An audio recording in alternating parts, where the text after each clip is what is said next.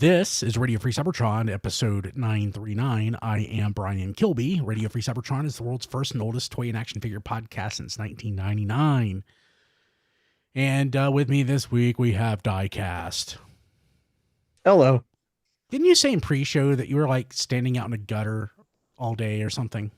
I was at a shop all day, so I was doing like calibrations and stuff. Oh, okay. Well, hopefully that didn't hurt. Matt, how are you doing? Oh, come back to me with that. Okay. Chris? So Matt, how are you doing? Rob? I'm alive. Sweet. Oh, good. Also alive, John DeLuna, but he's not here. He's with family.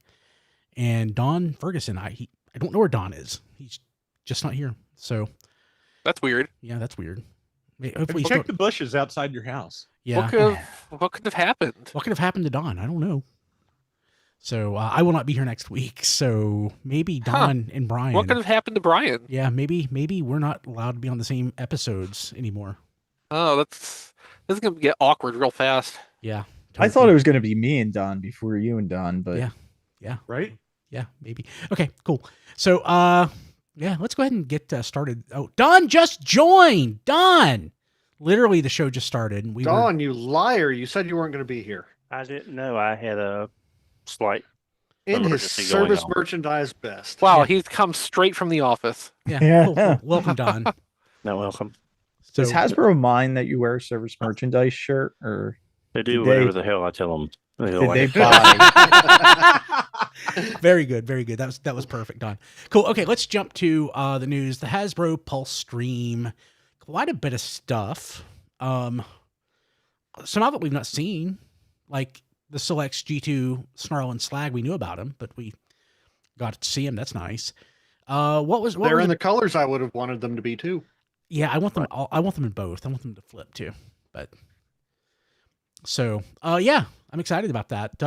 What do you guys think? So, Skydive, Fireflight, my Kronos Prime. You need Slingshot and Air Raid Yeah, because they're pretty much the same. yeah. Alpha Trion, new mold Alpha Trion. New Yeah. mold. Yeah, Flatline, Onyx Prime, Sandstorm versus Slugslinger. What's different about Sandstorm and Slugs? What's different? Well, Sandstorm has a giant face now instead of a faceplate. Oh, that's right. Yeah. And Slugslinger, they darkened up his colors. I think they're calling it the rebirth colors. Yeah, that's Okay. why Don has to buy it. Yes. Right, yeah. Actually, I missed that part. So I was getting it mostly because of the cartoon color Sandstorm and the faceplate is that, and I got paying 6 on Amazon, tfradio.net/Amazon. Now you have another reason to really want to keep the Slugslinger. So Yeah, I didn't. Like I said, I didn't even realize that was a rebirth homage of sorts. Yeah. I wish he came with his target masters like Spinister did. I wish Yeah. they just sell that Sandstorm on its own because I don't need another Slugslinger. yeah.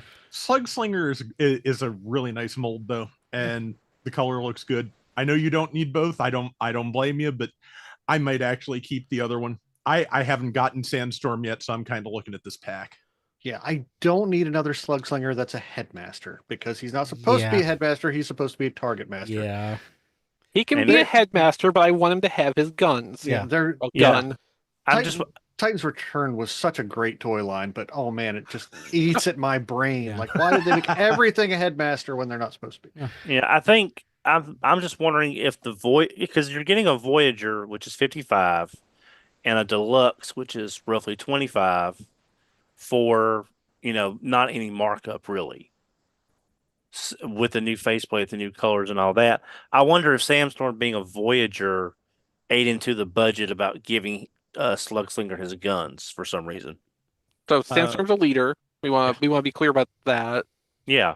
It's just because with Spinister, you had Spinister and Topspin, which were 2 deluxes. Yeah.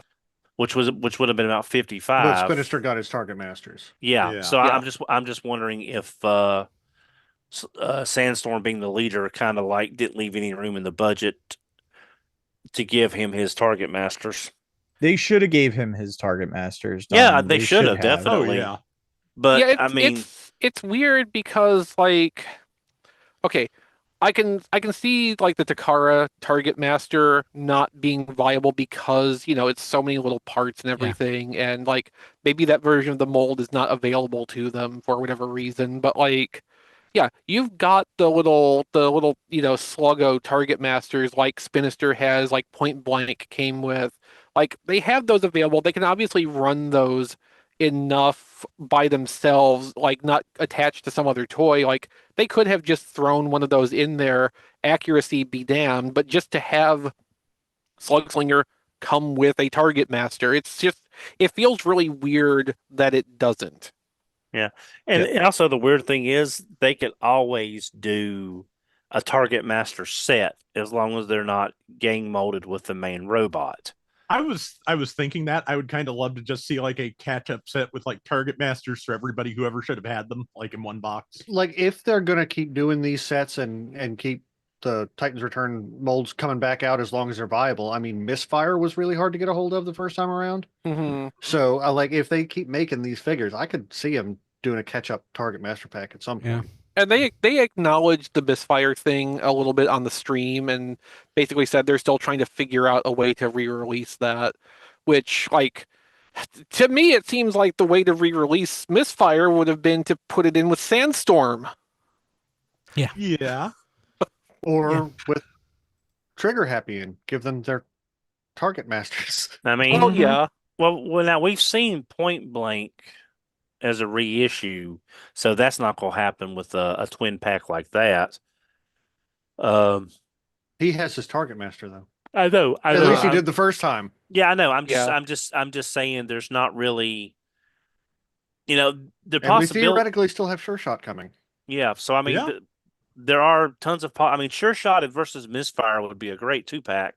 I just hate Sure Shot would be in the 2-pack, but I got a feeling people wouldn't mind, even if you had a Misfire, you wouldn't mind getting another Misfire.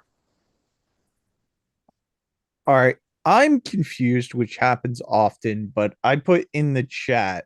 Okay, let's see. There's one photo where it shows a gun that I'm not seeing in any other photo. Okay, Slugslinger did come with 2 guns. He's got the single barrel and that like squared off double barrel one. That's part of the mold. That's okay, because that squared off double barrel gun that I see in that photo is not in any other photo.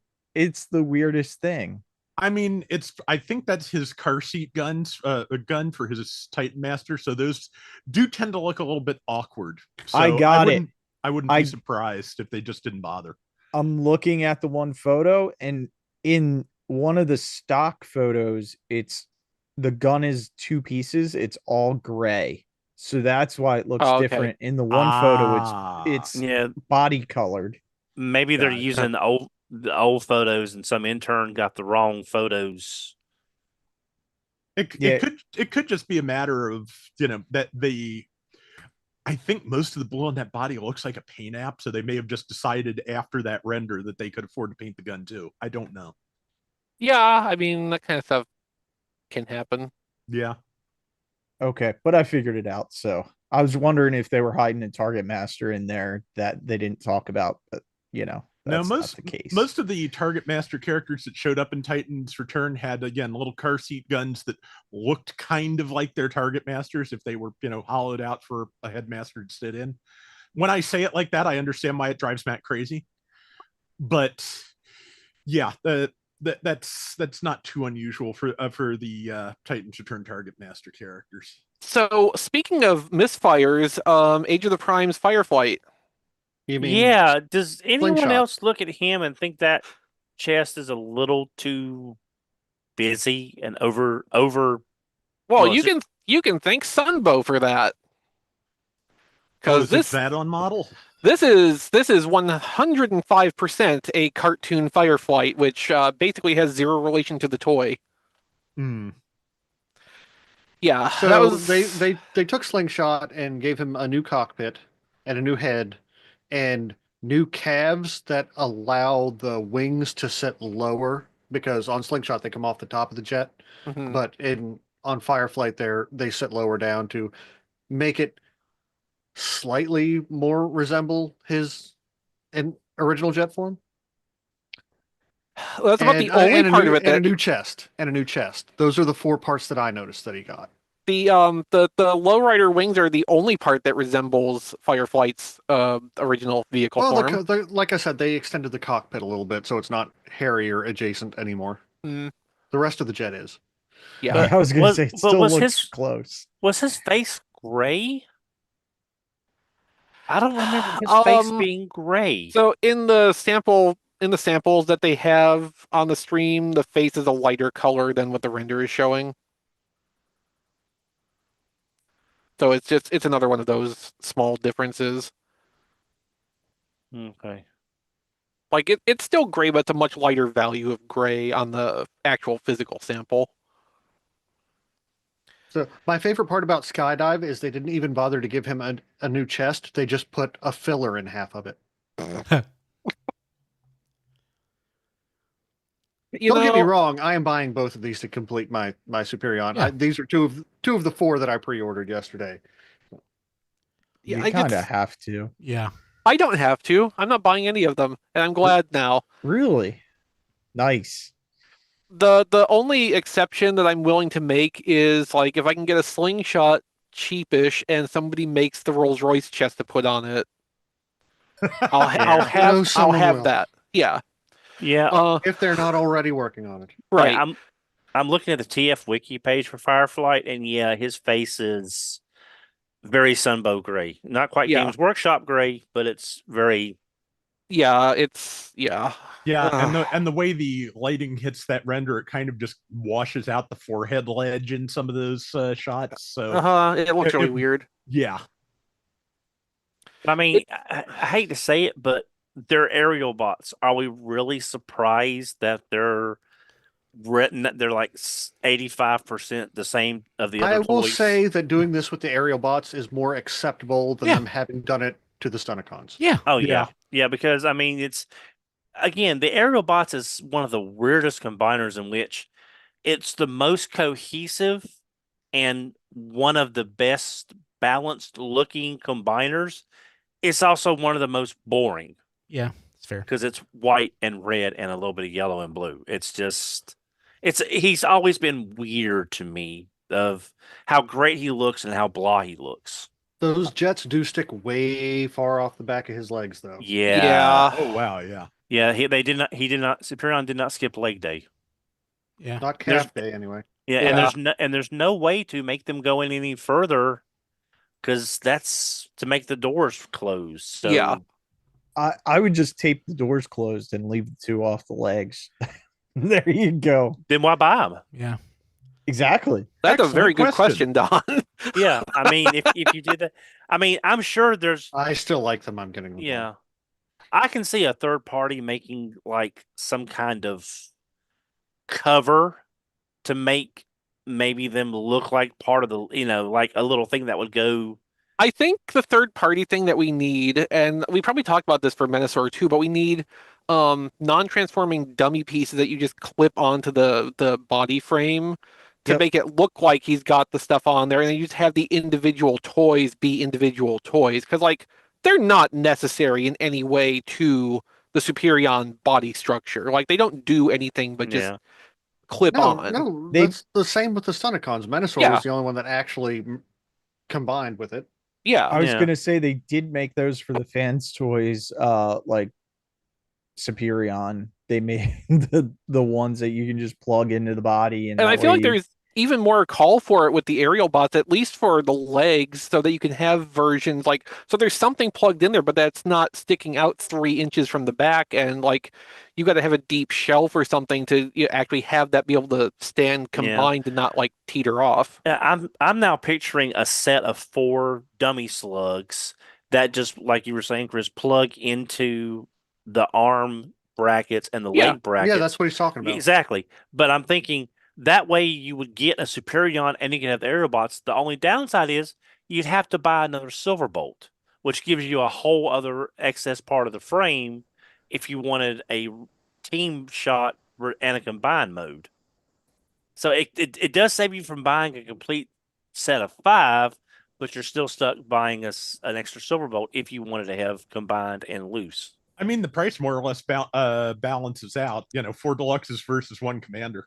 Yeah, Yeah, that's a very good point. it is. And the Fans Toys one doesn't, because Silverbolt basically plugs into the back anyway. So you can actually... because they give you that giant shell in the middle to give you the animation accurate, but it does look good. I mean, I would not drop that for a Fans Toys Superion.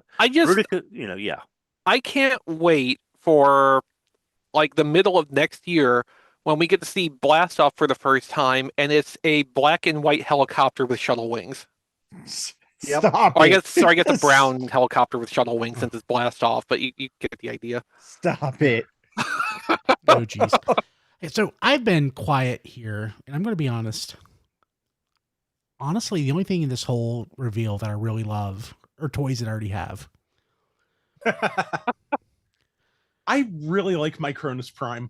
Oh yeah, it's the best thing they revealed by far. Like a little dude that turns into a minicon panel that sits inside power armor that turns into a unicycle. Yeah, I want to unpack this. Rob is exactly right. It turns into an Armada minicon tile. The little minicon does. It also, on the other side, is one of the like data disc style minicons from Fall of Cybertron. Like it does both things for whichever side you have turned up. The armor that it plugs into is modeled on the Apex armor from Transformers Prime. And it turns into this like wacky one-wheel motorcycle thing that the minicon can ride in its little robot mode. Like there's so much going on here. I'm so into this thing. Like I love everything they did about this. I had no idea how they were going to pull off my Kronos Prime as a deluxe toy and still get the whole minicon aspect of it in there, but like they did, and they've done more than I ever could have asked for with this toy. It is very cool. And apparently my Kronos, like the core robots, the minicons form is based on the RID 2015 version too. So, and it's also a weaponizer. Yeah. Wait, it is? Yeah, the arms can pop out to be guns, and I think Mark said that the wheel can be disconnected and used as a shield. So the thing it kills me about it, just the colors. Oh yeah, like just so boring looking. I would love to see this in a different, vibrant color scheme, but the only difference that would make to me is that I would then own 2 of these instead of just 1. Oh, I'm gonna buy it. I'm gonna have fun fiddling with it. But like, I pre-ordered 2 things. Like it. I pre-ordered 2 things yesterday. This was the first one. I pre-ordered everything that Pulse put up. Can I mention something? Let me know when they re-release it as Scrounge. Yeah. I want to mention something that I would like to see, and you all will not be surprised, and I hope they do it. And I'll talk to them about that later. I would love for this to be redone as Miko with the Transformer Prime armor. I was expecting this. Yeah. So recolor, him as the whatever. Put a little Miko face on there. They could use the head from the little statue that came with the New York set, and then have that colored as the Apex armor, like you said, for Prime. I would love to see that. Just for me. I've also seen people suggesting that they recolor my Kronos minicon as Scrounge, and I'd be down for that too. Yeah. I mean, that would make some sense too. Yeah. He doesn't have a special arm. Like there's not even one like it already. But the arms do rip off. So this is we have a Straxus now. This is Scrounge come back to get his revenge. He's got a power suit and everything. Scrounge's revenge. There's your title, Brian. No, that's the tentative title. I personally am more in favor of right now because it's a line I said. Yeah. No, my Kronos it's great, and Blade Raider also identified the same thing I did, which is that my Kronos stole Omega Ranger's bike, which in Blade makes it the best Hasbro made Power Ranger of the year. Yeah, actually, it reminded me more of a bike that Ulrich used in Code Lyoko, but I can see what you're talking about with the Omega Ranger as well. Yeah, Code Lyoko versus Power Rangers SPD. I wonder which of those more people would recognize. Well, I'm just saying the parallel is there as well. I mean, just because it's a French anime, it does have fans. Yeah.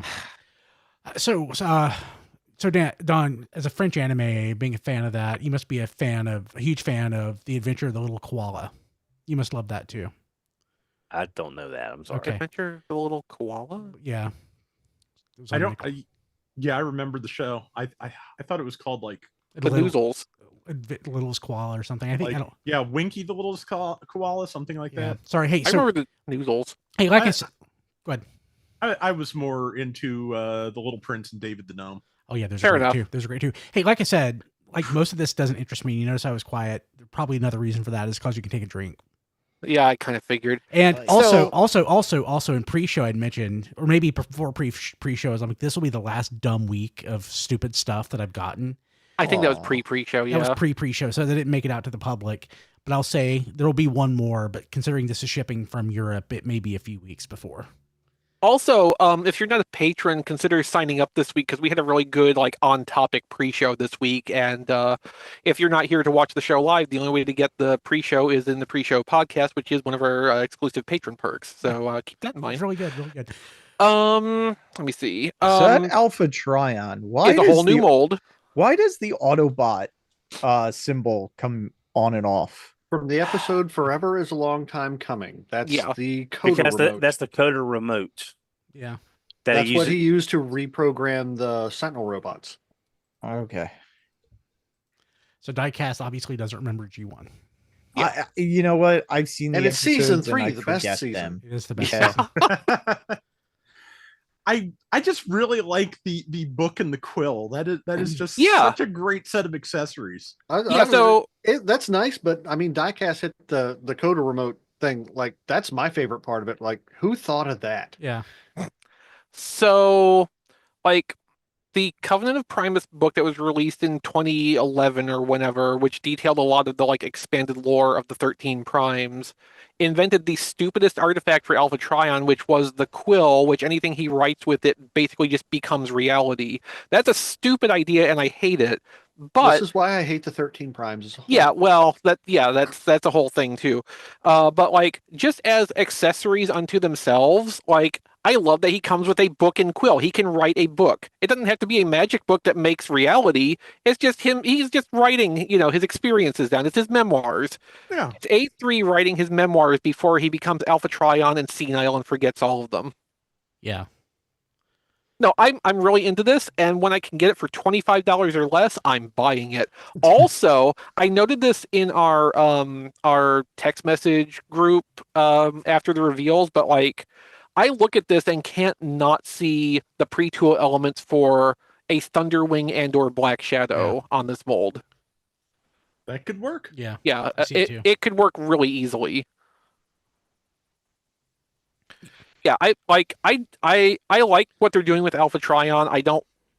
I have various Alpha Trions at this point and don't really need another one urgently, but like I will get this if I can get it cheap enough. So I want to say, like, our text thread is awesome, like, that we have going on. Sometimes. And I have thought, how can we, like, make this, like, semi-public? Like, how could, like, some of the things that we argue about in that, it's like a podcast episode. Like, if Some of the things we argue about, I'm glad aren't public. that's true too. I kind of want to take the topic from this weekend. I kind of want to talk about it in the show, but we'll see. Well, let me know so I can leave first. Yeah. Yes. No more. No more. Python Patroller brought up a good point. You can glue the symbol to a Kabuki figure, which I do not have. Yeah. And then you can have a face of the ninja guy. Yeah. So there is one figure that I did not pre-order. My Kronos Prime. No. Yeah. Flatline. Yep. Flatline. Just can't get into him. I did only because he looks so good in those colors. I have no idea. You just like those colors, Don. That's all. I think It is really nice looking. I think he's a Decepticon medic, I think. Or torturer. I think I he's don't more know. neutral. Okay, so like the character idea Flatline comes from the IDW movie comics, and I don't know like how his alignment quite shakes out there, but Flatline, the G1 adjacent character, comes from Robots in Disguise 2012. Andrew Griffith designed him as a plausible retool of the Trail Cutter toy that was coming out at that same time. That never happened. They did it off the Red Alert to just kind of get that in the mix. the comic storyline at that point was post-war, and yeah, he was a Decepticon, but he was not an antagonistic Decepticon. He was just like, this is another medic we have in the city, and like, he will help. So at that point, he was essentially a neutral. He is nominally a Decepticon, but like, he doesn't have any fiction basically defining him as being like an evil doctor or anything like that. Is that sort of like the rescue bots being nominally Autobots? I mean, they're Autobots because they're, branded as Autobots. Yeah. He's branded that's as what a nominally Decepticon. means. Yeah. Yeah. It just seems like, as they would never like really full like Autobot. Wasn't the whole point of Rescue Bots that they were Autobots in training? No, the original series, not the Rescue Bots Academy. No, I know Rescue Bots Academy was a further development of that, but like I thought the whole point of Rescue Bots was that like they are off doing their own thing because they are in training. That's why they're not like being involved in the the war that's also I thought they were on. They were just basically unaffiliated, relatively unaffiliated medics. That's what I thought Well, too. That's what I thought too. Obviously, none of us have watched Rescue Bots That's to that true. level of detail. That's we true. need Amy Morgan to solve this for us. Yeah, we missed you, Amy. So, yeah, okay. What else? What else can we get through this? Like we mentioned Venom by Venom. Yeah, That's that was the second thing I pre-ordered. Yes, I pre-ordered that one Looks too good. because I already have the other three. Yeah. I wish they would have taken God, a I little do bit of too, liberties with the insect wings.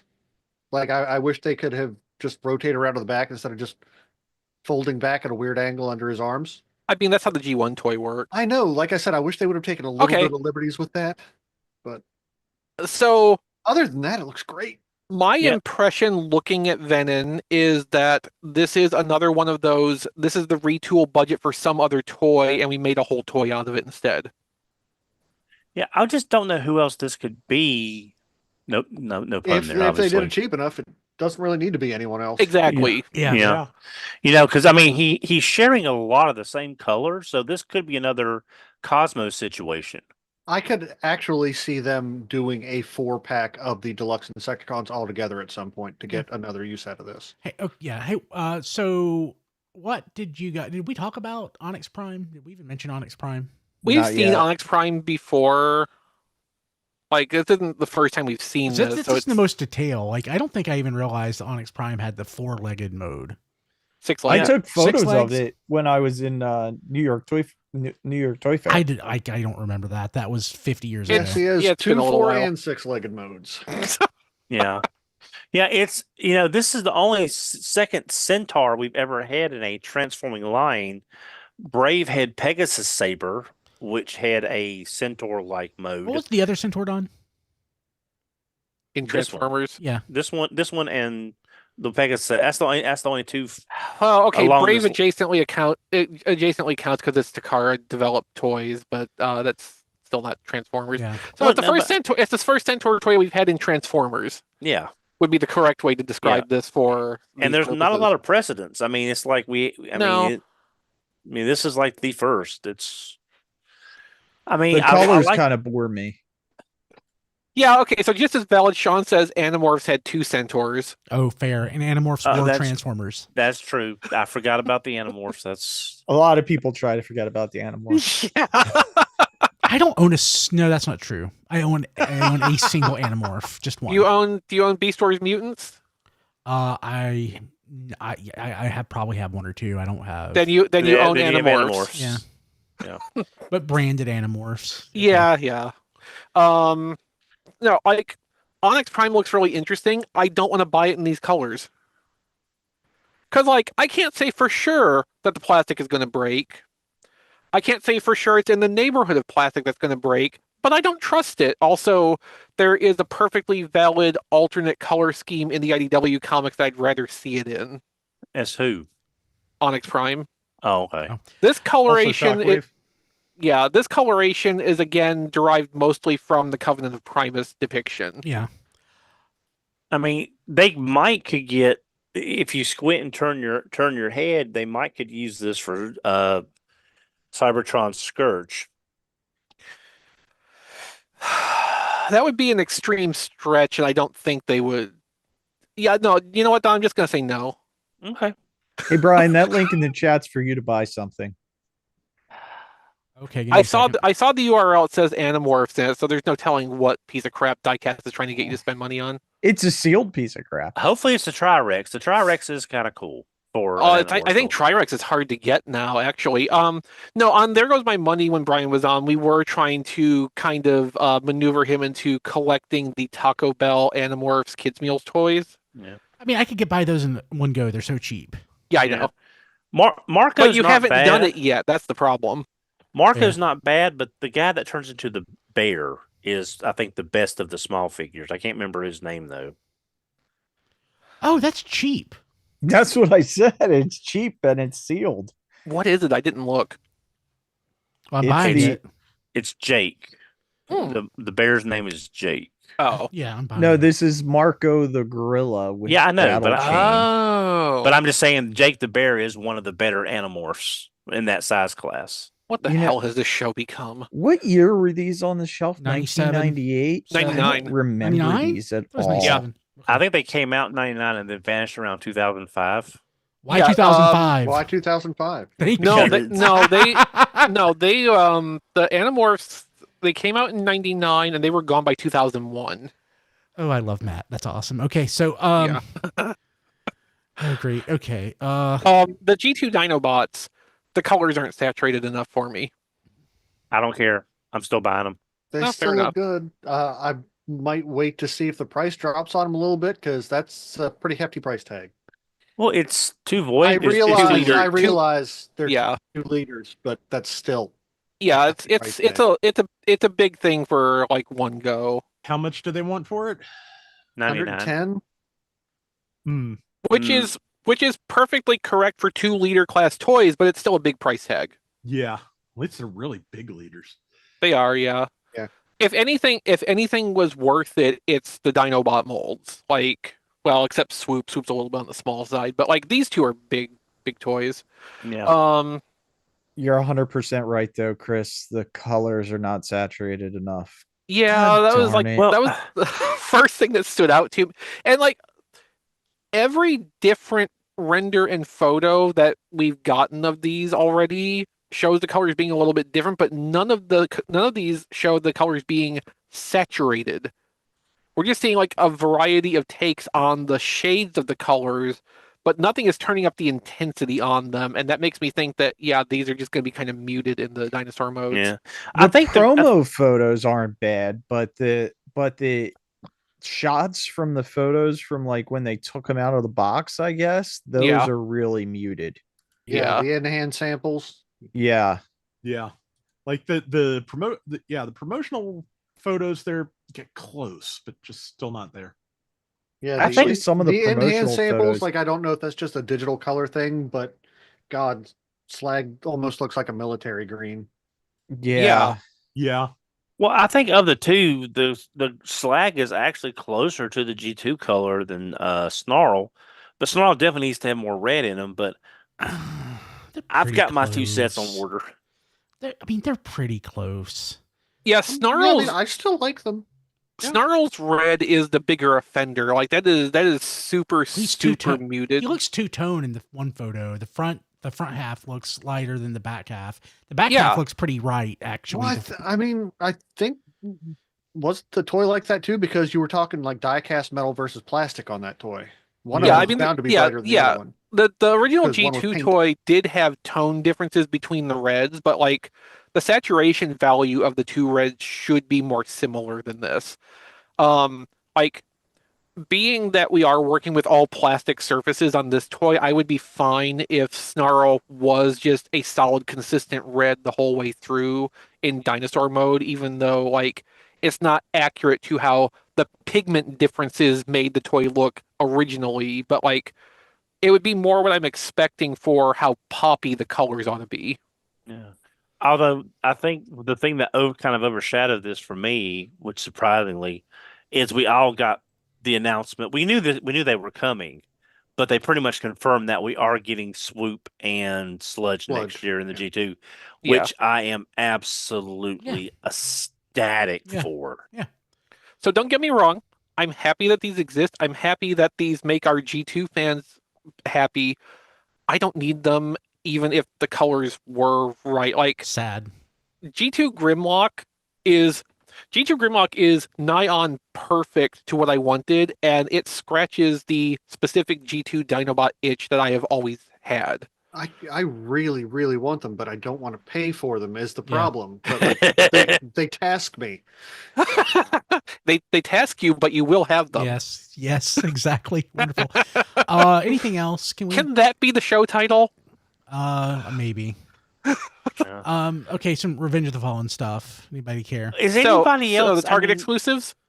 Yes, Target exclusives. Yeah, it's like of all the stuff they could have picked, it's that. And it's like there are much more interesting molds you could have picked if you wanted a movie 3-pack. But we don't. We're talking about the Studio Series Age of the Primes 4-pack now from Target. I'm sorry, I thought you were talking about the We skipped it because nobody cares. Oh, okay. Sorry, Eric. Yeah, sorry, Eric. So I don't know if I'm super that much more excited about this, to be honest with you. Oh, I'm digging this 4-pack. Oh yeah. Oh yeah, like this is the first one of the 4-packs where I want all 4 of the toys. Yeah, no, I had the same conclusion. The Troop Builder pack was close. Like the Troop Builder pack, I didn't specifically not want any of those toys, but like the Quintesson Bailiff in particular was like it's fine that that's there, but I don't need that. Okay, I forgot about the Quintesson Bailiff. Okay, this is the second 4-pack where I want all 4 of the toys. But yeah, this is the first one of these where it's like unique characters where like I'm kind of into everything they've done here. So we've got Missing Link Jr. Ultra Magnus off of the Legacy Cab Optimus mold. We've got Horrible, which is a pretty heavy retool of Titan's Return Skullcruncher. We have Nemesis Animated Optimus, and we've got Bumper. Hooray! Bumper. Yeah. I'm excited about 2 of these, and the other 2 I'll take. Horrible and Bumper. Yep. I wish they would have put like a different car front end on Bumper. Like that's the only nitpick I have about this set. Otherwise, I am ecstatic with this. Yeah, I mean that could have been they could have squared that off and gave us Bumble Jumper. I'm sure there are already. This is Bumble Jumper. Yeah. I mean, with the more, it's Bumper, but you could also have the flatter front to be. Well, yeah, and so like we've got solicitation for Studio Series Bumper is Bumble Jumper gone. Yeah. Okay, all right. Bumble Jumper is Here Bumper? we go. No, Yes. Yes. They just shortened the name. Okay. So Don. When originally the microchange sedan car was sold on Bumblebee and Cliffjumper cards in 1984 or 5. I think just Cliffjumper cards. Okay, fair enough. When the microchange sedan was sold in 1984 on either a Cliffjumper card or maybe also a Bumblebee card, it did not have its own name because it was on a Cliffjumper card or maybe a Bumblebee card. Right. And eventually when the fandom discovered that this existed and was not just a yellow Cliffjumper, they started calling it Bumble Jumper originally. Right. Okay. And at some point the fandom also adopted the name for it, Bumper. Okay. Bumper was cutting out the middle. Yeah, right. Bumper was a name that was picked up then by Dreamwave Comics when they added that in as like basically just a fan nod cameo thing. Technically that was the first time that officially had a name, and they went with the one that sounded more like a Transformers name, Bumper. And so that's because of that. Bumper is what has carried forward as an official name for this thing that was never supposed to exist in the first place. But yes, Bumble Jumper and Bumper are the same thing. Because I remember Hasbro did not pick up that third mold, which was the squared off front, but due to the early production confusion, some of them did make it into the Transformers line. Or shortages, whatever. They just grabbed whatever they had. Nobody really knows how it happened. Right. Okay. I did not realize. My theory is still they're gang molded and they just gated off the wrong part of the mold. Yeah. Yeah, I mean that could be too. Yeah. I did not realize that Bumble Jumper became Bumper over the course of attrition through the years. I did not know that. So yeah, because just to complicate things, there are also yellow cliff jumpers and I think red bumblebees out there on some of those cards too. Yeah.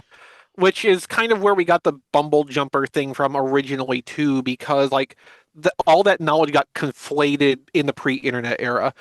We have solicitations for Studio Series 86 Cliff Jumper for next year, which presumably will not have a Volkswagen-inspired front end. So like that's the feet part that they should have used for this bumper. If you look at that mold, it is clearly designed to swap that front piece out. In all honesty, what they should have used is the Bumblebee mold that came with Exosuit Spike, because that is just bumper with a Bumblebee head. Yeah, it is. Yeah, it's tiny though. Yeah. It is. This is gonna be the longest episode in a long time. Okay. I really hope though that a third party comes along and brings us full circle. It makes an Ultra Magnus suit for this Ultra Magnus cab. Yes, because it would be like we started out with Fans Project doing their armor for the classics. Yep, a full trailer, not break apart armor, no, a full transformable trailer. No, it's gonna be expensive. Yeah, but you can do that now. You couldn't really do that then. The only thing that they would need to do is basically just clone the engineering of Combiner Wars Ultra Magnus, scale it to this, and figure out a way to secure that Ultra Magnus cab in there. Like, the technology is very simple. It's been done before on a different toy. We just need somebody to copy that in G1 toy style. We absolutely do. Yes. That is what I want the most out of this, but like I also am just into all four of these toys on their own merits. Yeah, that would definitely be cool. And it would be like going back to the third-party kits where it was like an add-on kit for the... Yeah, exactly. So, Brian, to your comment that this is going to be the longest episode in a while, we did There Goes My Money last night with me and 3 of the other guys only, and the episode was still almost 2 hours long talking about oh my god the stuff. So we can beat that. We can beat that. Yeah. Well, and I'll be honest, we're on news item number 2. Well, of this 4-pack, the one I least care about, Nemesis Prime. Yeah. It's like, and it's so pretty. But it's pretty, but it's like it doesn't really exist except in concept from the book, I believe. And this 4-pack. Yeah. Well, there wasn't a Takara repaint. I don't think so. No. I don't think even Takara didn't get that far enough to do a Black Optimus repaint. Okay. Who cares? It looks so good. It does look good. It's a good toy. It does, and I missed the animated Optimus Prime mold, so I'm just like. Yeah, and I'm sure there'll be designed for me, basically. I'm sure there'll be a third-party kit that gives him the wing blade, because DNA Designs has already done the wing blade armor. Yeah, they'll just reissue it in black. They could have done this as Toxitron instead, and that would have also made sense. But like, I wouldn't rule that out. And pack somewhere down the line. Yeah, absolutely. But this looks good. Yeah, it does. I mean, the whole set looks good. I'm only in love with 2 of them. Meanwhile, the other Target exclusives. Yeah, I'm confused about these. Okay. What is different about them? There is a little bit of cell shading on the windshields. Ooh. Wait, no, wrong. Okay, I'm sorry, wrong figures we're talking about. I was talking about Megatron and Optimus. Megatron and Optimus for the Megatron. I don't know. I don't have either of these toys, so Megatron I don't know. I don't think Optimus. They switched out either grays for blacks or blacks for grays on his windows. Yeah. Okay. Not buying it. So, Wheeljack and Sideswipe. Yeah, the Devastation versions. So Wheeljack is tremendously similar to the 5-pack Wheeljack from last year. It has a new gun, apparently, and cell shading on the just a little bit. The rally deco on the car is a little bit different too, but it's just a little bit of just a dash of cell shading on the windows. I can't. It's like it's way too much. So the Sideswipe is probably gonna like go down and get clearance down to like $17 maybe. I might buy that at that point. I'm kind of thinking the same way. Because I have a hard time imagining them doing a better Sideswipe toy regardless of how much they might try to in the next few years. Yeah, they kind of nailed it with this one. And I mean, but like, he's missing the spoiler, which always kind of bothers me. which can be resolved with aftermarket kits from, say, Non-F. Yeah. Yeah, I never went that route. I mean, I'm sure we'll get another Sideswipe at some point, but he's probably pretty Yeah. low on the list because this I'm one just- serves the yeah. purpose quite well. I'm And just if the- I'm just tired of both those molds. Fair. That's very fair, Todd. Oh yes. Did No, they just- do an 86 side swipe? Because I guess I yet. was hoping they were Not going to yet. fix it with that. Fix it. Yeah, Fix like what? fix the non-spoiler. No, fix this to Minicon. Yeah, fix it to Minicon. Yeah, that's good, Don. Okay, so Mark has pictures of the 4-pack on his Instagram. You can go look at that. Anything that we want to say? No, good. So what about this Void Rivals SDCC set? I was That surprised. Skyfire looks great. It does. Yes. Yeah. Yes. He doesn't have the siege smears and off-white colors. It's Yeah. great. Yeah, the problem with this is like I would probably buy a cartoon-deco Skyfire if it was not an SDCC exclusive with figures of 2 characters from a comic book that I'm never going to read. Mm-hmm. Yeah. That's fair. I still might buy it for the Jetfire It's Yeah, so pretty. well. if it's readily available. And they're enough. O-ring figures, so that's a So they're plus. like GI Joes. So I'll send them to Brian. yeah. Yes. This is where the GI Joe O-ring figures went. Yeah. How much is the set They're going to into the be? Ghostbusters. I don't think we know yet. Yeah, and the Ghostbusters too. I'm Yeah. worried that this set's going to be like $150 or something like ridiculous. That's probably not far Um, off. Yeah, Yeah. I would not be surprised. Yeah, actually. because Jetfire is a commander. Jetfire is Yeah. a commander. So that's pretty close to $100 on its own. Yep. These are short run O-ring GI Joe figures. Like that's gonna probably $30 or more. yeah. Yeah, probably between 125 and 150 because just the Ghostbusters 4-pack I think was 50 for Yeah. the 4 O-ring And figures. they're basically the And same You've figure. got the special packaging, short run. Yeah. Yeah. That's Yeah. why I'm thinking 150, and that's just a little too much Yeah. Uh-huh. for another Skyfire. Yeah, it's just that light blue really helps Oh that- yeah. that color layout there.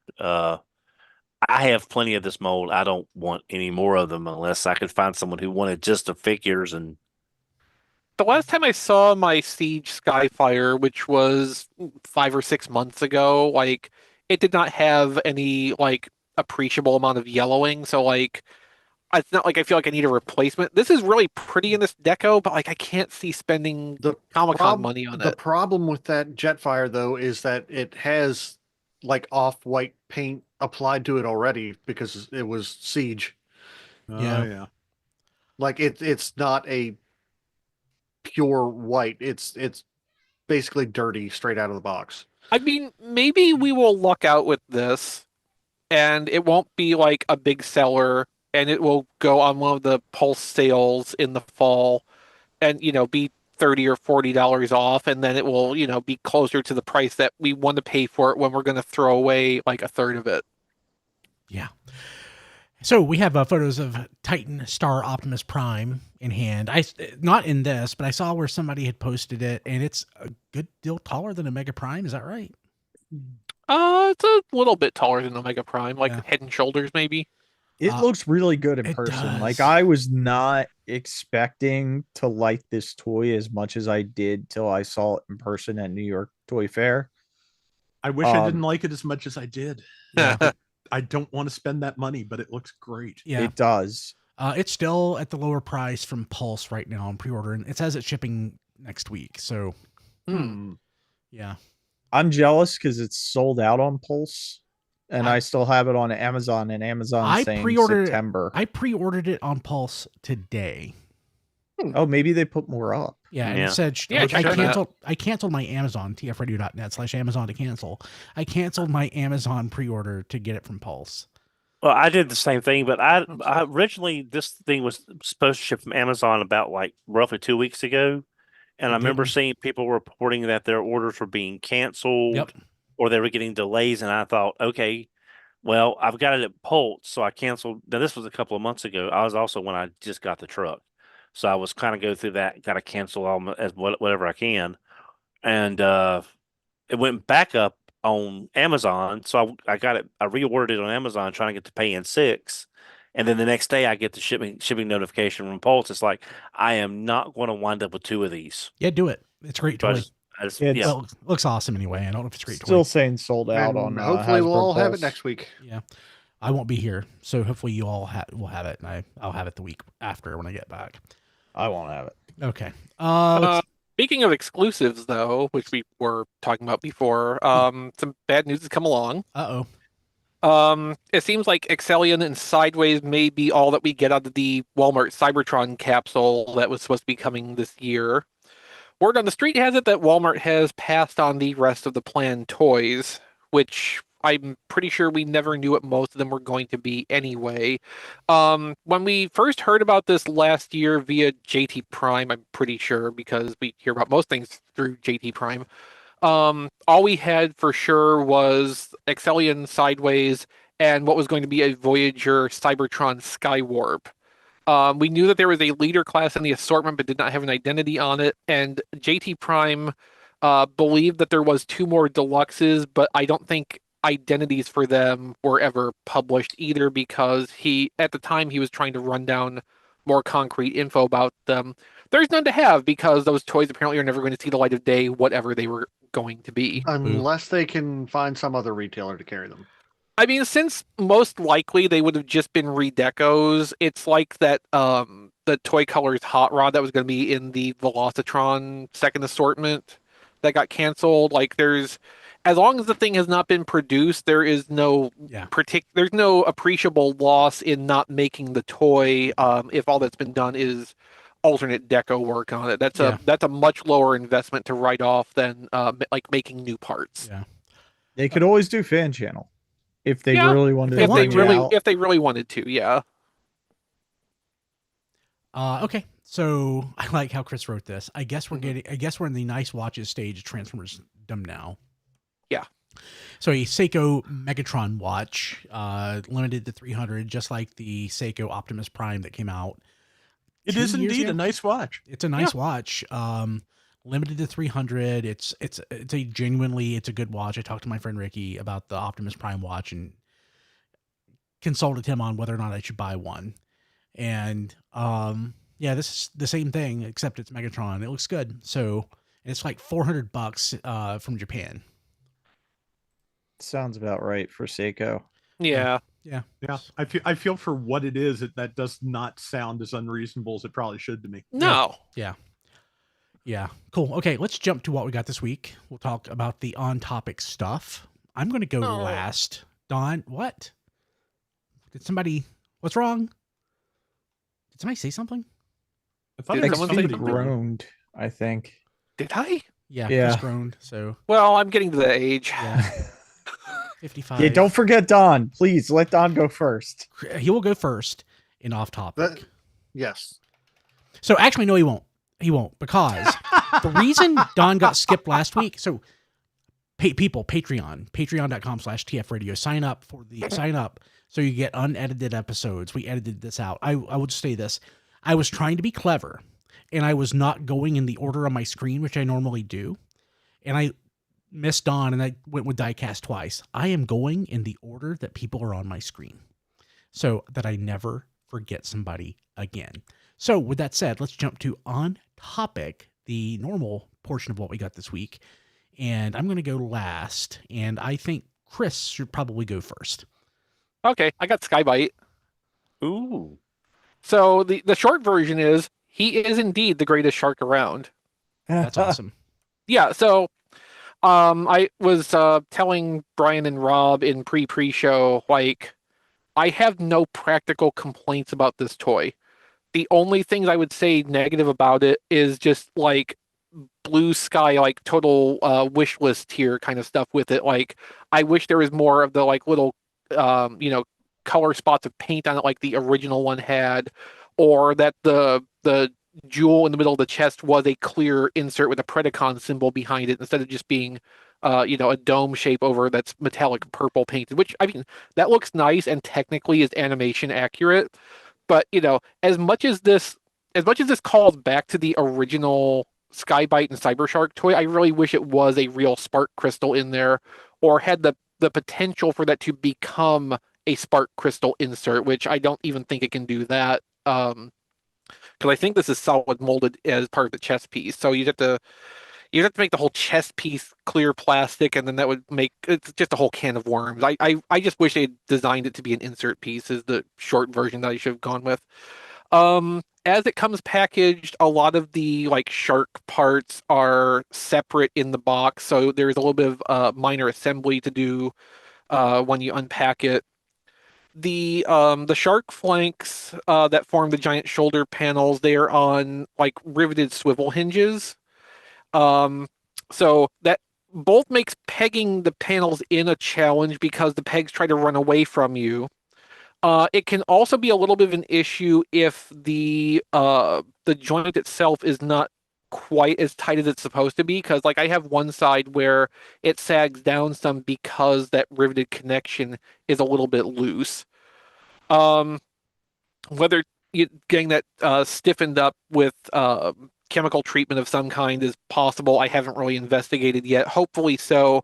I can kind of cheat it by swiveling the shoulder pad piece so it rests against the top of the arm and it doesn't fall down at a awkward angle. But like that's an individual variation thing, and all tolerances being equal, this method works really well, and you don't have to remove those pieces as part of transformation or anything. You can take them off if you want to, if you prefer the look of the toy without the giant shoulder pads. That's certainly an option, but as it is, like once you assemble everything, everything stays on and it transforms all in one piece. The posability is everything you'd expect out of a modern toy like this, right down to the ankle tilts. There's nothing it's missing, nothing like particularly unusual about it. I do appreciate it's got the fist on the right hand, on the right arm. The fist on the right arm is hinged for transformation, but behind that hinge there is also a swivel, so he has a wrist swivel and an inward transformation hinge, so that you're not locked into just one thing or the other with this. I thought that was a really nice touch. It would have been very easy to skip that swivel step. The joints on my copy, besides the shoulder wing thing, like they're all super solid, good joint tolerances all around. He's not like doing the splits or anything. The arms can hold whatever weight they need to. The so actually the claw arm, the left arm, I was surprised to find that the blue and white tail fins are individually hinged. So the like two main fingers of his claw, you can actually articulate them closed. He can't actually physically grasp things, but like you can wrap this claw around a small object and make it look like he's holding something, which is way more than the original toy was ever able to do. It's actually kind of it's a neat detail that they could have just as easily not done with this toy, and like I really appreciate that inclusion. The transformation it's not quite the same thing as the original toy, but like if you played with an original Cyber Shark 2 or Skybite, you kind of understand what you need to do with this. There's a few novel elements, like how the arms have the shoulder pieces are on slider joints, on slider bars. So you slide one back and one forward, and that lets them line up so that they can become the tail of the shark. The legs kind of collapse up on themselves, not unlike how aerial bots work, but without the opening panels around the shins. So that condenses the legs and gets the shark jaw underneath the head where it's supposed to go. And then everything else is just a matter of closing the panels up and getting the tabs and slots lined up so everything locks together. When it's in shark mode and everything is where it's supposed to be, it's really solid, really sturdy. It has a little bit of posability in shark mode, which I think is kind of crazy itself. They've engineered a specific joint in here that has no purpose but to let the shark head pitch down. So if you want to have Skybite pose like he's jumping, you can pitch the head down so like it's not quite a proper body arc, but like it's much better than the like fixed curved pose that the original toy was. And then the tail has enough articulation where you can swing it from side to side on the elbow joints of the two arms. So like, I don't know how they would engineer any more posability into this, and I don't think they really needed to, because like having even this much is such a step up over all the previous Skybite toys. Because like we had that one in Generations 2014, which was quite bad, honestly. And the best way I had to sum this up is that this Skybite toy is the Skybite toy I wanted 11 years ago. When they did Generation Skybite, this is what I envisioned. It was not the toy that I got that year, and I'm glad that I finally have it. I'm super, super happy with this. And I think if somebody wanted to like get a couple Gundam markers out or something like that and put the blue and pink and yellow dots on some of the exposed tech detailing on the flank pieces, and dress it up a little bit more like how the original Skybite toy was, you would have something basically perfect here. I guess accepting the HasLab Omega Prime set, like for Robots in Disguise 2001 updates, this is the first one that they've done where it is just right. They've got it exactly right. They've made the toy that I wanted. They've made the toy that lives up to how much I care about Robots in Disguise 2001. This doesn't feel like an afterthought or a second class product like Sideburn did, or Wrecker Hook Tow Line. Just being a green Junkion and not really representing what that was supposed to be. Like, they've nailed it with the Skybite. I'm so super happy with this. And if we do not get another Robots in Disguise 2001 update toy, like, this is the perfect thing to cap that project off with and just ride this out on a high note. Like, I have no notes. No notes. And that's the highest praise I can give. Sweet. Cool. Okay. That's all. Let's see here. Next on my screen on my list, so I don't forget anybody, Matt. All right, I got but one thing this week, and it is the Transformers Compendium 1. Sweet. Of the comics. It smells so good. Yes. Yes, it's wonderful. It's issues 1 through 46, I think. That is huge. And yeah, the Headmasters issues 1 through 4. Like, it is. Don just breathed a sigh of relief. Well, there's a lot of conflicting information out there, because one source says that doesn't include 45 and 46. 45 is a circuit breaker issue. I saw Circuit Breaker in here somewhere when I was flipping through it. And 46 was the Sparkabots, so which should have been fine. But another source said yes, 45 and 46 was in there. One source said Headmasters wasn't. One source said Headmasters was. That's one of the main things I wanted to get. I wanted all of it. I ordered that one, and I ordered the second volume that's coming out later on. But if I don't get Headmasters 1 through 4, I consider that very incomplete. It says on the back, collects the Transformers 1984, number 1 through 46, and Transformers Headmasters numbers 1 through 4. Okay. I flipped through all 4 issues of the Headmasters are indeed in there. How's the coloring?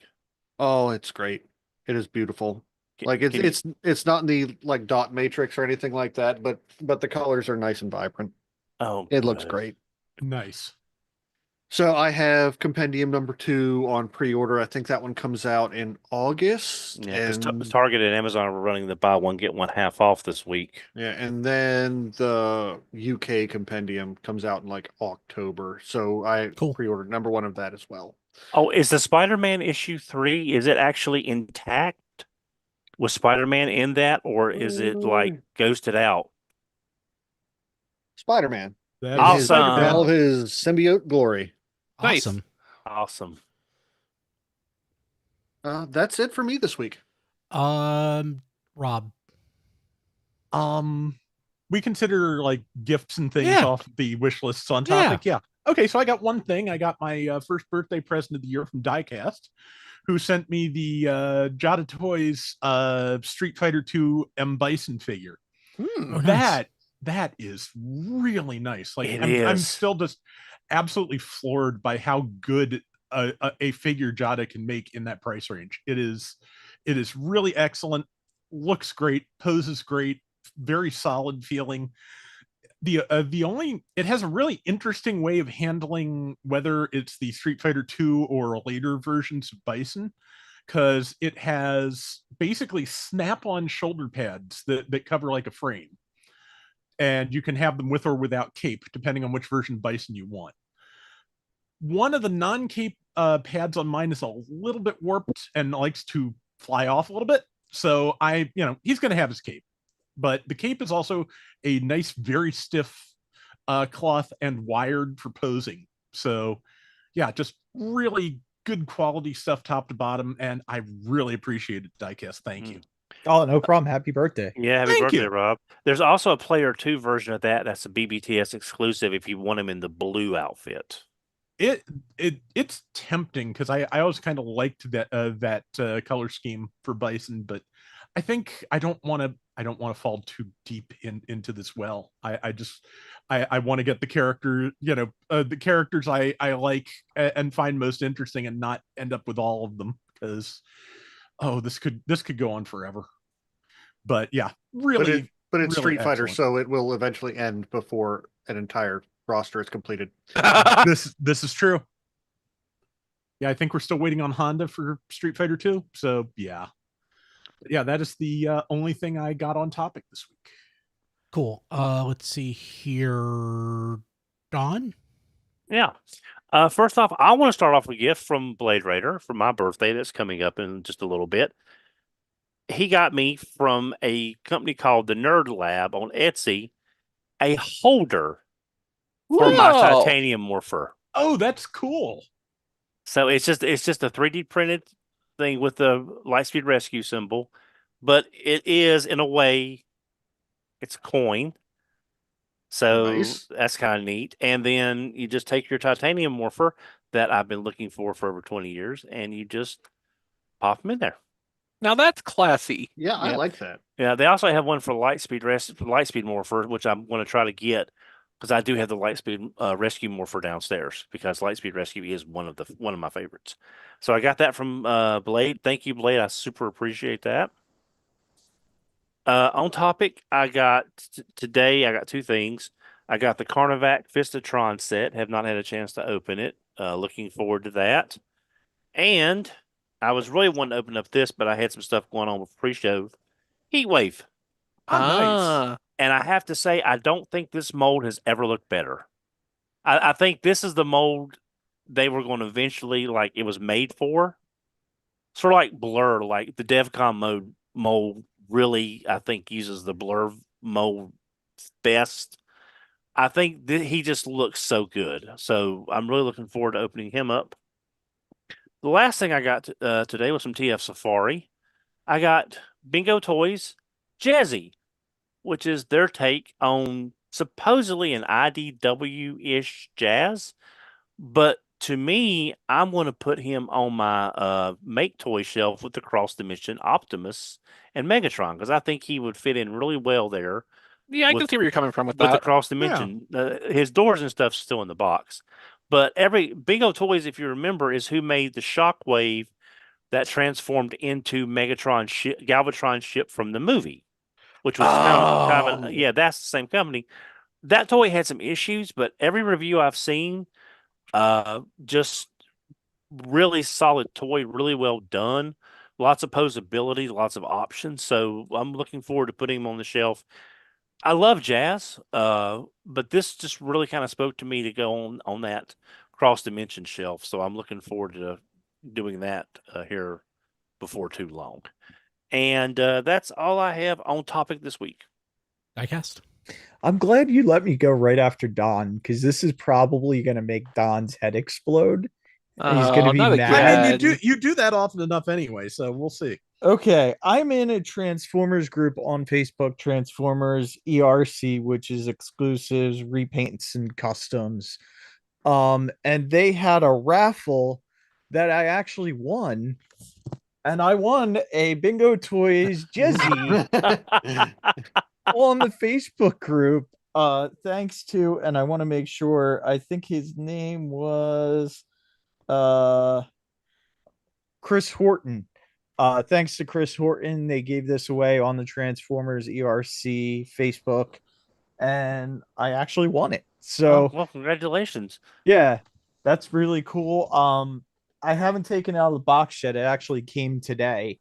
But the cool thing is, like, looking at the pictures and looking at, Don's out of the box, is that it's not trying to be a G1 Jazz. It's this retro sort of, boxy type jazz.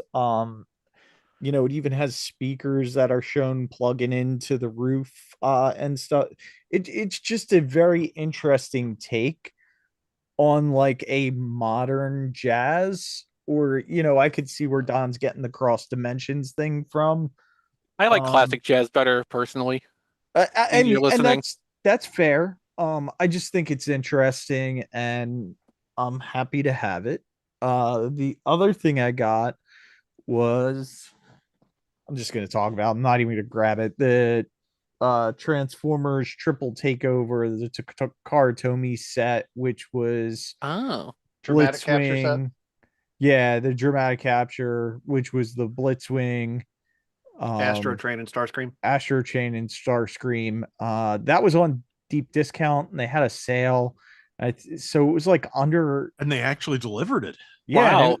I never have a problem with deep discount unless it's clearance. But yeah, it ended up being under $100 for those 3 figures, which basically they're all. I mean, but Voyagers. You just got that Starscream again. But at least it's a better looking. At least it's a better looking Starscream. Yeah, Starscream looks great, and I really like the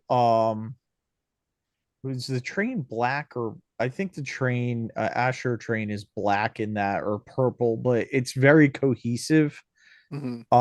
So I think that's why I was drawn to it the most, was Astro Train. But yeah, really like that set, and I, for that price, I had to pick it up. Needs more furniture. Yeah. The box is so big, and the art is beautiful, and I always give Don a hard time, like, oh, the box art's so nice, but it's true. And I kind of like the experience of opening the package, and I'm still like, man, I feel bad, I'm gonna throw this box out.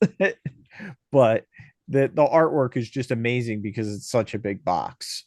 Yeah, I would really like more collections of box art out there, just so it is easier to store books than entire collections of cardboard boxes. Yeah, I wish that more people would do like the G1 Legacy book for other lines of products. Exactly. Oh yeah. Well, Jim Sorensen, if you're still out there listening, I'm always happy to see anything you put out. So please. Hi, Jim. Yep. But that's all I got this week. You could start taking a drink if you wanted to. You mentioned the dramatic capture set at deep discount, and there are 2 dramatic capture sets that I don't have. Oh, incidentally, somebody posted in the Discord, tfradio.net/Discord, that the Target sale on books is still on. And the first volume of Transformers Compendium 4196, if you order it at the same time with pre-ordering volume 2. So nice. Yeah. I'm really thinking about it. That's a good price. Yeah. It's a whole lot of Transformers comic. Yeah, no. I think I understand the confusion looking at that bit as to the reviews not understanding the content, because I'm sure some of those reviewers picked up the wrong book and wondered why there were so many phone numbers for like lawyers and pizza places in there. Okay, you can finish the drink now. Nice. Yeah, they have to take PayPal paying for, which is my vice. Okay.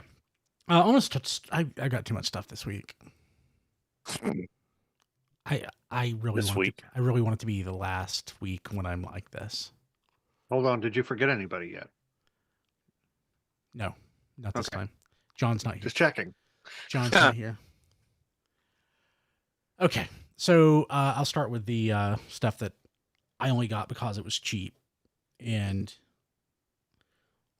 I didn't know it existed, honestly. I didn't realize there was a Jada Jazz out there. So it was on Big Bad Toy Store, and I honestly think it was on clearance. Yeah, they're running a 20% off sale, I think, through the on select Transformer stuff. Well, this was weeks ago. I added it. I had it. So there's something off topic that I got a bunch of stuff from Big Bad Toy Store on clearance that was in my pile of loot. And it's for if you want to listen to it, patreon.com/dfradio. There's one thing I'm extremely excited about that I got on clearance from Big Bad Toy Store that I'll talk about. But this was on clearance, and it's been sitting in my pile of loot for a while, and I got it.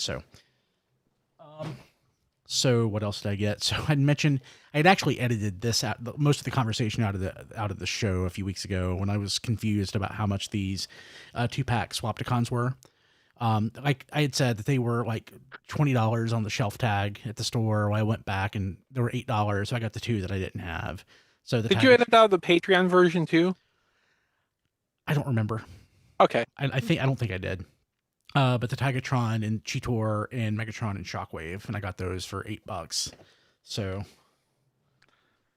I also got Heatwave, which I opened and loved. He is great. Don's right. And Skybite. Skybite's also great. I've not transformed Skybite yet though, but just playing around with Skybite's excellent. I also got the G1 Compendium Volume 1. And I just love newsprint so much. God, I love newsprint. It smells so great. So I got that.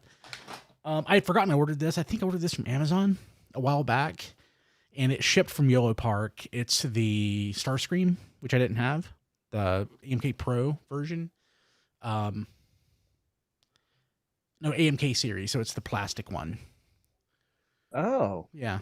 So I'm excited about putting it together and seeing what it looks like. So I'll probably do that this weekend and take it to the office and have it there. Let's see here. What else did I get? So I had ordered a couple things from Mandarake, and I didn't want to.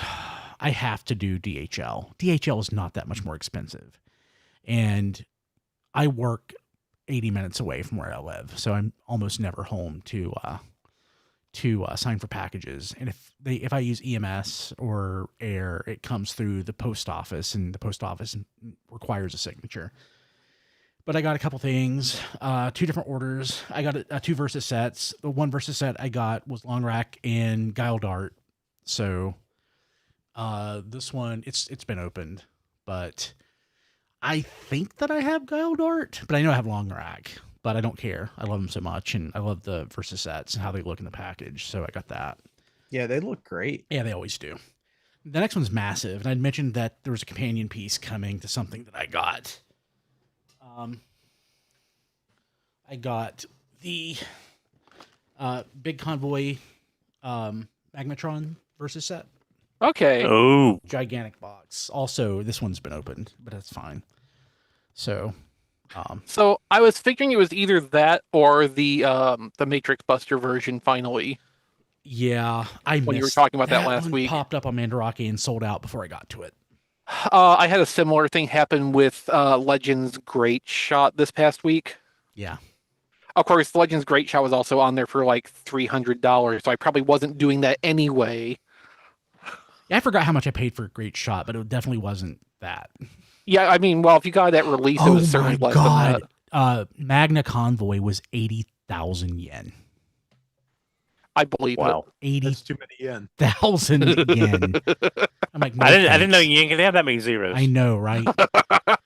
Something else I got was I had mentioned before how I'd ordered the Metal Sealed card, G3 Inferno that came. The card's beat up, but I mean, the card is so thin because it's a knockoff toy. I can't judge that. Well, and again, I want to go over this topic that we talk about sometimes. When you get a toy that is that vintage, and I think especially if it's a bootleggy toy like that, you kind of want it to have a little bit of age on its packaging to prove that it is what it is. You want the age on the packaging is the patina of the toy. You want that there to prove that it's not like a new counterfeit. It's an old counterfeit. Yeah, it's an old counterfeit. Yeah. Oh, that is a great show title episode too. Oh, we're spoiled for choice this week. God, I have too many in here. Okay, so 3 more things. I know the order I'm going in. Don't hate me. So it's not like Guard City or anything like that. But okay, yes, I wasn't expecting that. Yeah. I just think it's weird. It's Battle Gaia. It's not Battle Gaia. God. If I got Battle Gaia, I think I would spill the beans. Yeah, I don't think you could contain that. Yeah. So I'm amazed you kept to yourself the Rally's Rhinox up until showtime. That was so hard. That was so difficult. So I mentioned that a friend of mine is a toy dealer, and her husband had several G1 toys like in the garage that they hadn't sold. And there's only one that I have every single one that they had, but there was one that they had that was in better shape than one that I owned. So I picked it up. It is, and I just ordered it. It's mint in box. It did not come with the bubble though. So I ordered a repro bubble actually during the show. But it is a mint box G1 Blur, and it's one that comes with the glow in the dark poster. So it's got an unused, it's got an unused sticker sheet. The baggie inside was sealed, sort of. Oh. They had popped it open to get the gun out, so there's a big gaping hole. So actually during the show, I pulled the tape out and actually held the paperwork for the first time ever, so I could look at the poster. But yeah, so unapplied stickers. The toy is minty fresh. The box is the box is a little beat up, and the points have been cut off. But it's I finally have the only G1 Blur I have is my childhood one, and it's like I took a bath with that as a kid, so it is not something that you want to handle now. But I got that. So. Oh, I have a story about this one, but because it involves the specific retailer, I'm not going to mention it on the show, but there was a issue with the listing, and I was going back and forth in email with them, and I decided I wanted to keep it because I could not find comps for this toy. So I'm like, so it was listed as sealed. I got it, and it very much was not sealed, but I don't think it hadn't been handled. The tape had popped. Due to age, but there were no comps for it. It was about twice what a standard version goes for. But again, I haven't seen one sell for quite a while. There were no comps on eBay. It is a mint in box Trans Metal Optimus Primal, purple. Oh, nice. Oh, I have one of those loose. Yeah. I have I one pink.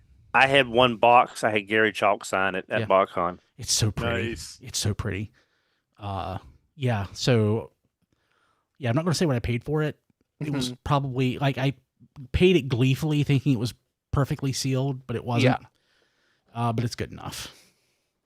The other I'm afraid to touch. Oh, you got a Transmetal Megatron. I had posted on Twitter this weekend that something about gold plastic syndrome and how it's death.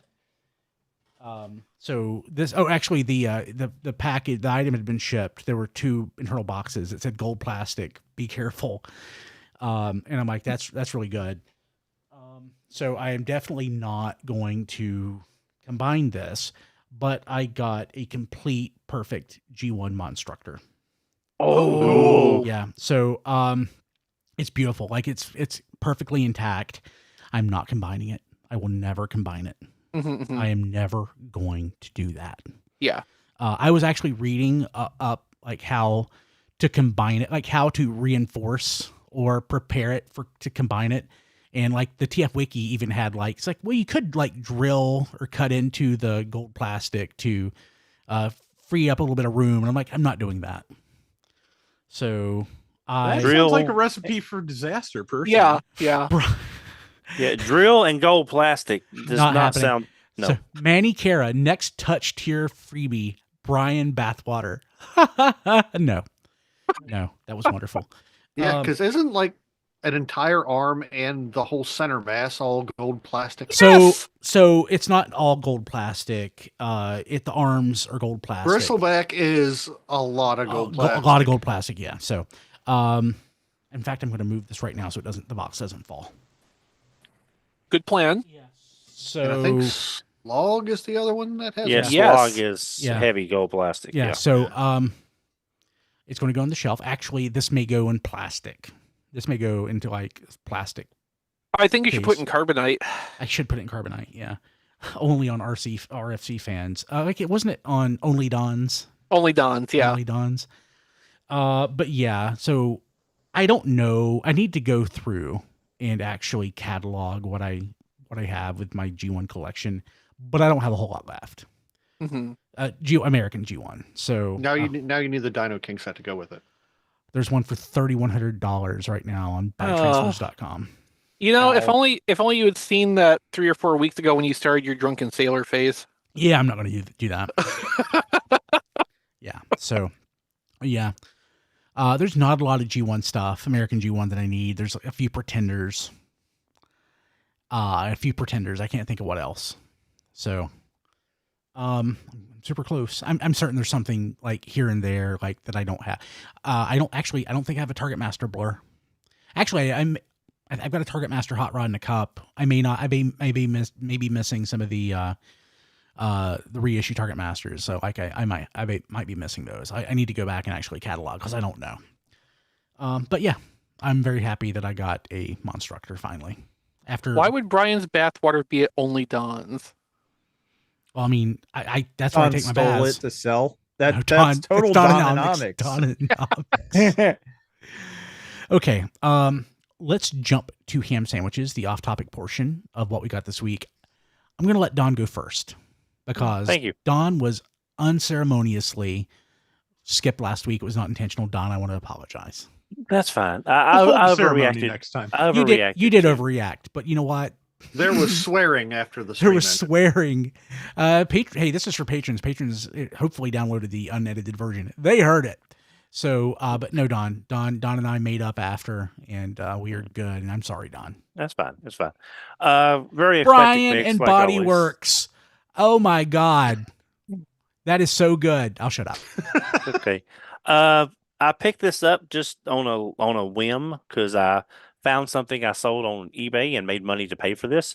I got the small DC Universe Nathan Fillion as Guy Gardner. Oh, Is neat. that a new figure? Yes, it's the new figure for the new Superman movie where he is Oh. playing Guy Gardner. I haven't seen any pictures of them doing like the multiverse figures of him. So but I went ahead because he apparently he's only one per case because there was a case of 6 on the shelf or 8 on the shelf, and he was the only one. It was all mostly Superman. There was one Metamorpho and then one Guy Gardner. So I picked that up. Is that the 4-inch scale figures? No, this is like a Marvel Legends 6-inch scale. Just I don't think he has he's more like a 8 or 9. It's a very limited point of articulation figure. Yeah.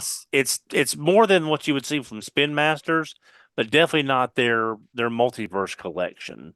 But it's a fairly good likeness of Nathan Fillion being Guy Gardner. And it's just a very unique take on the outfit for a Green Lantern. So there's that. Had another $5 coupon code from Walmart.com. So I picked up Super 7 Scarlet to go with Duke because they're a pair. So I got that. Didn't you originally say you were only going to get like one of those Super 7 Joes, and now you keep getting more and more? Well, if I can get them for $20 to $25 and free shipping, and I've got review codes, I might as well. This is something fair. Chris may appreciate. We all know the Silver Age Batman is kind of goofy. All Silver Age is kind of goofy. But I found the only Batman that I wanted from that Silver Age collection. Orange Batman. Oh, yes, I've seen this. Yes. And it's the only color I've seen. And it's the only color I wanted because apparently they've done 4 or 5 versions of him. And this is the red label for those. It's like, this is the only one that I wanted and it was the only one they had. So it's like, sure, I'll buy Orange Batman. That is ugly Batman. I would probably say that's more Golden Age, though. Yeah. Yeah. That is Really? correct. Yeah, you're right. Yeah, it would be more. Yeah, it's from 241, so that definitely would be more Golden Age and Silver for sure. It's from the 50s, I think, which is kind of a gray area as to which that falls into. Yeah. Picked up No, not gray, golden. Picked up the Masterverse. Now this is the vintage collection in Masterverse, so I'm not quite sure how that works out. But I got Zodak. This is the first new thing my local Walmart has had in months for Masterverse. And that's one of the first not times I can remember you not. Revelations, is it? No, it's I don't know. I really don't know. This is the same kind of packaging the 40th anniversary He-Man came in, similar to that. Okay. So that's probably what Yeah, it looks. Yeah, no, I mean it looks vintage style. Yeah, so but they've done another Zodak as well, so I'm not quite sure what the difference is between them. It's very weird.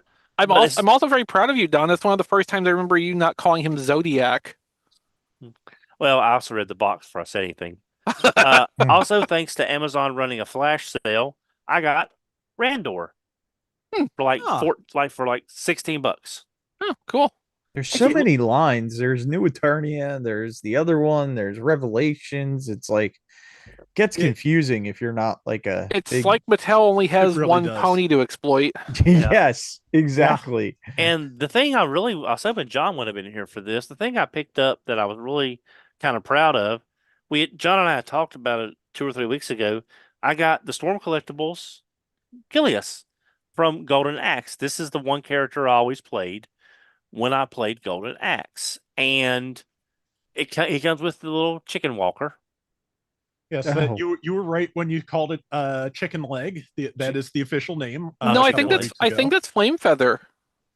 Is there a difference? Well, one's a fire con. How much was that, Don? Okay, this is part of the reason I wanted to talk about it last week. It runs around 109 to like 159 on eBay. It's one of them things that you have a wide range. On Amazon, he had been running around 103. So I just kept it in my browsing history, kept looking on it.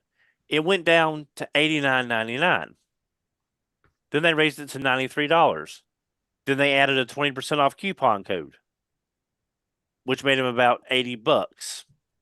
So I got them for $80, and then the same day, plus or minus, I don't know if you remember those McFarlane, Picard, and Kirk figures they made a couple of years ago.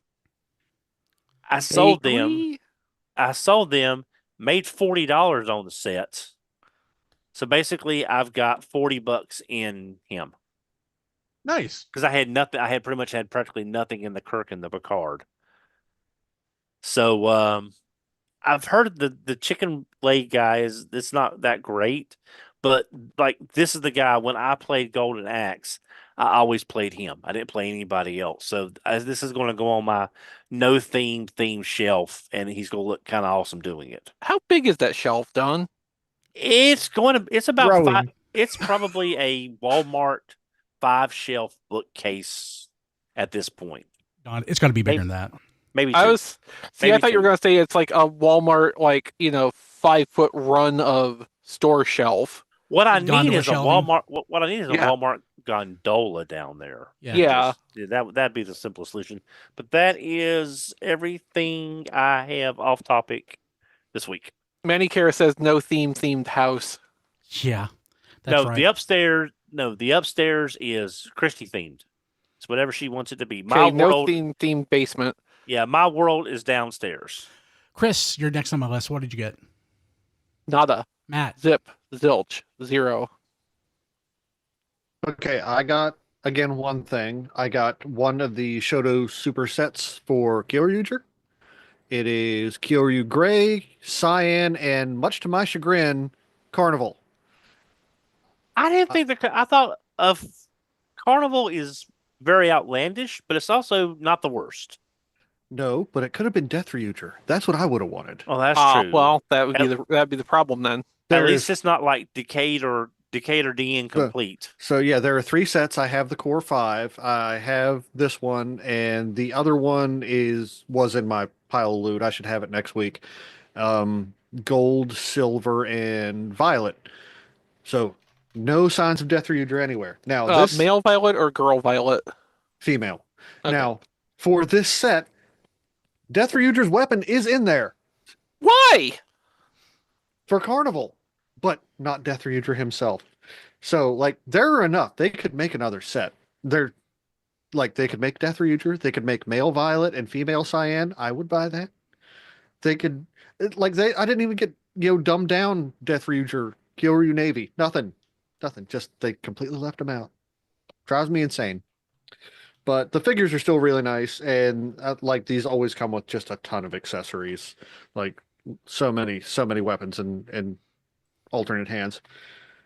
Yeah, I should have the other set for next week, and that's it for me. Cool. Rob? Yeah, I got a few things. My Amazon discount story is less dramatic than Don's, but I'm happy with it. They had the Blu-ray set of Kamen Rider V3 up for slightly below retail. Retail is 80. It was down to 63, but I also got a random 30% off coupon. So in the end, it was about $40 for the whole series. So I'm pretty pleased with that. I like the old Kamen Rider shows. They're fun. Beyond that, there were a couple of games I'd been looking for PS5 on Amazon's subsite Woot. I got Suikoden 1 and 2 for $20, which, if you've ever priced either of those, especially Suikoden 2, that is just a hell of a deal. Happy that those are remastered and more readily available again. And also a sequel to Phantom Brave, which is one of Nippon Ichi's weird strategy games. This is the one that is extra weird because it does not follow a grid. Like, it all just has like all of the actions are measured in like distance. So there's like a completely spherical area you can move in. And they also mess with like gravity and things like that. So you can like pick things up and toss them across the field and have them bounce to where you want them. It's a really interesting combat system. And I'm kind of surprised, like 15 years later, they finally made a sequel to it. So happy to have that. And that's all I got. Diecast? I got a Switch 2 from GameStop. And did they have a staple on the screen? No, It's but awesome. Oh, you got ripped off. they lied to me because I had a pre-order. They told me in order to pick it up at midnight, I had to wait in line in between 3 and 11. So I waited in line for 2 hours plus. And then I went back at midnight because I was supposed to be able to just walk right in. They hand me my bag and I go. And I'm waiting in line. I'm like, this is taking a really long time. By the time I get up to the window, I see they're ringing people out. So they basically made me wait in line for 2+ hours earlier in the day that I didn't have to. But they told me I had to. So that's probably the last time I've ever going to buy a system from GameStop again. It was not fun. What else? That's it. That's all I got. That was enough. I wasn't going to mention it, but I got a Switch 2 from Chris Triplett. And it was he found you another one. Nice. He found like Walmart. Did he make you stand in line for 2 hours? He did not. We met at the Chinese place and had General Tso's chicken, and then I paid for it in the parking lot. So, like Walmart had several in stock the next day that you could just buy. So maybe, yeah, like that day, maybe not next day. I guess it wasn't like if it released at midnight, like at 8 o'clock the next day, there were some that you could go and buy, which is crazy. But how do you like it? It's my Switch with a bigger screen. I think it feels more premium than the Switch. Honestly, I do think they did a better job. The Switch always had a little bit of play in the Joy-Cons to the screen, which always bothered me. This really feels good in hand. Yeah, I hate playing with the Joy-Cons. I've never liked it. I don't like it with this. I need like a Hori grip, or Hori D-pad like that I have on the Switch. Yeah. Dock and Pro controller for me. Yeah. So, yeah, right. So if I'm playing it portably, I use a Hori, but like, Normally when I play it, it's a Pro controller on the TV. But I haven't hooked it up yet. Yeah, I haven't either. I've just played basically handheld mode. Yeah, I don't know which TV it's going on, so I haven't decided yet. Because I could go in the living room, I could go in my office, honestly, I could go in my bedroom. I don't know. So I have a bunch of stuff I'm not going to touch. I don't even know what it is. Like, I shipped my pile of loot. There's a bunch of Masters of the Universe stuff and G.I. Joe that's just going to stay in the box until I have my new office in the backyard here in a couple months. So I don't even know what's in it. But the one thing that I got that I was excited about, I got it on clearance. It wasn't as expensive as I thought. It was like $70 new. I thought it was closer to 100. I do not click Masterverse. I do not give a crap about Masterverse. But that Skeletor with the throne just looks amazing.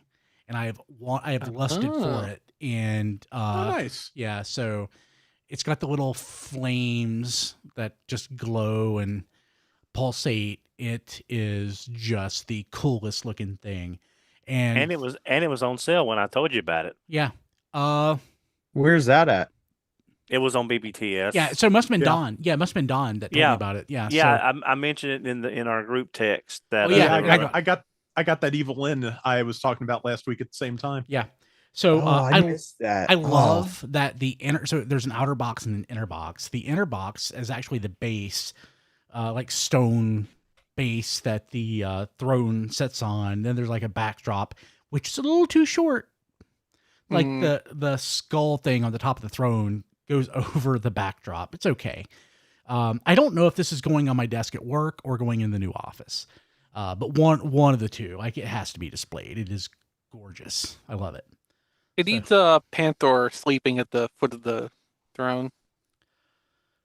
Panther.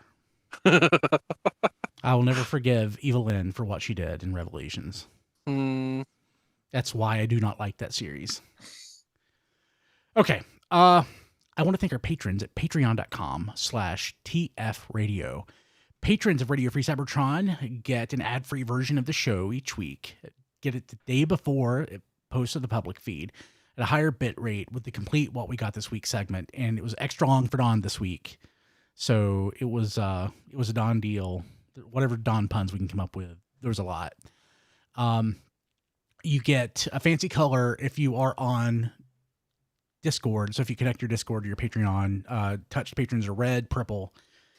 For the other tiers, you get There Goes My Money a week early. Patrons at the touch tier get to be on There Goes My Money.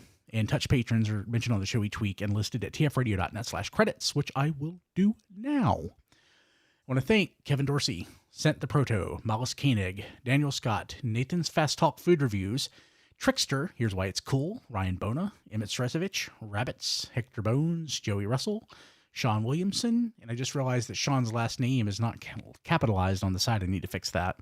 Spider Bob, Sean Hamilton, Sean Bratton, and Crazy Word. Thank you all so much. And if you want to join, it's time to do it. Patreon.com/tfradio. You can find us at tfradio.net. You can find us at patreon.com/tfradio. You can find us on your favorite podcast aggregator service, whatever. We're everywhere. So just go out, subscribe. That's what you should do. Just do it. That would help us out. You can find me at briankilby.com, and I'm also at Blue Sky at kilby.bsky.social, and I'm on Instagram sometimes at Brian Kilby. John DeLuna not here. He's at that John D everywhere but eBay, where he's Cloudburst. Rob Springer not here. He's at RoboRobSpringer on Twitter, at zonebase.bsky.social, and at zonebase.org.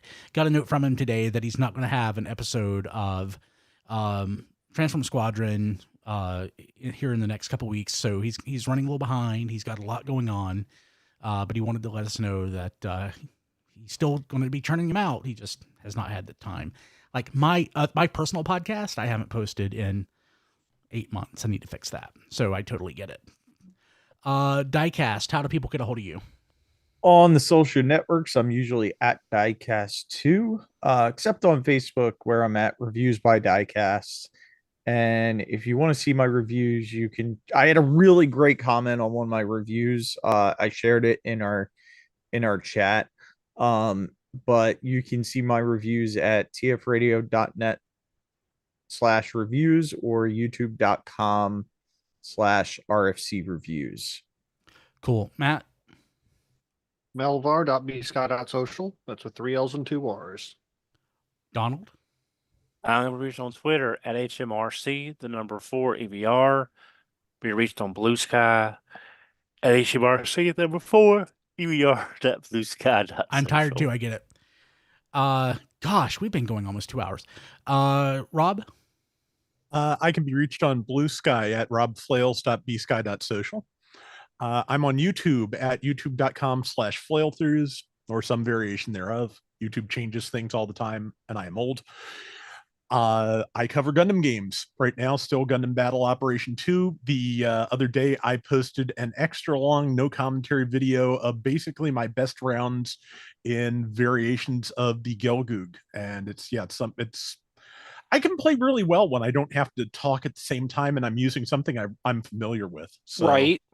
Yeah. So that is a suit I know, or series of suits actually I know inside and out. I'm really kind of happy with how that turned out. So yeah, that's up there along with the usual daily updates and the game updates once a week. So Thursday mornings, you can check out the channel and see what's going on with it. I have a Patreon, patreon.com/flailthroughs. That is flail with 2 L's because I do get people thinking it's fail throughs a lot, which that was taken. But actually, no, I never tried. I just went straight for flail throughs. So okay. But I know somebody else has that besides. But I am rambling at this point. So yeah, patreon.com/flailthroughs if you want to support the channel. And I have a birthday coming up in less than 2 weeks. So if you feel like throwing something my way, tfradio.net/playlist. My Amazon wish list is there. And anything you buy off of it will also put a little bit back towards the RFC operating stuff. Cool. Chris? You can find me in our Discord, tfradio.net/Discord. We're talking with them every time we're doing the live stream. So if you want to interact with the show, that's the best way to do it on Wednesday nights. And otherwise, just come and hang out with us the rest of the time. It's a really good group of regulars. I'm really happy with our RFC community on Discord, and I strongly encourage anybody to come check things out and come hang out with us. My personal website is at playwithphotography.com, and in lieu of plugging my own wish list, I will just say go buy Rob and Don some stuff for their birthdays coming up, which are like 2 days apart. Cool. Okay. Well, thank you all so much. We will see you next week. Have a good one. Take care, everybody. Good night, everybody. I'm going to bed. Bye. Me too. Recording stopped. Cool. Yeah. Okay. I gotta hop off of People here. watching Twitch, I'm gone. We're all Bye, Twitch. leaving. And We're gonna go all be tired. YouTube. We're all old. Yeah. Hey, Rob. Real YouTube. quick. Rob, you're on Bandai Namco's good boy list. I need you to voice YouTube. my dissatisfaction with my lack of Death Ranger, please. I think that's a different department. Yeah, that would be